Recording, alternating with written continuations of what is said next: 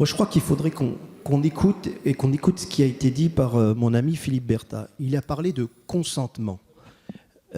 Collègue, ami, mais en moins ami. Bon. Et je crois que l'élément essentiel dans ce débat éthique concerne la mise en œuvre de ce DPI aneupléidie et celui de l'information des patients.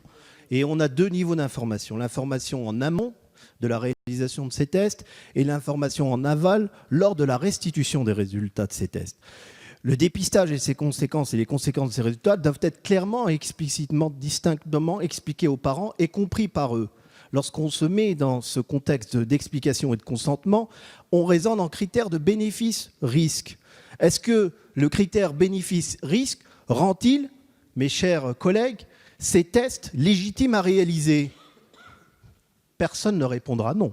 Ce critère bénéfice pour les parents, la grossesse et les impacts pour l'enfant à venir, est-il pertinent? Je vous pose la question. Deuxième réponse, oui. Nous avons déjà donc deux réponses pour valider cet amendement, sans aucun doute. Alors, il a été cité le cas de la société dite inclusive. Je voudrais juste rappeler que le Danemark, qu'on prend en exemple régulièrement pour son modèle d'inclusion des personnes en situation de handicap, eh bien, le Danemark aujourd'hui réalise ce DPI et on arrive à des taux de 98% de suppression, en tous les cas, d'arrêt des processus.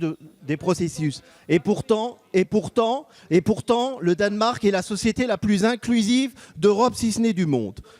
Donc, alors, mes chers collègues, je répondrai oui pour la qualité de l'information donnée, oui pour la compréhension des enjeux, oui pour le consentement qui doit être éclairé et qui est au cœur de la relation médecin-patient et des professionnels dans leur métier. Et enfin, finalement, l'accès à ces DPI. Que nous disent-ils dans un contexte d'information et de consentement? Fondamentalement, c'est la question de l'autonomie des citoyens. Cet amendement, et parmi les autres qui suivent derrière, dans cette loi de bioéthique, ne souhaite qu'accompagner en même temps les professionnels et les patients dans leur liberté croissante de choix pour aller du hasard du probable au choix des possibles.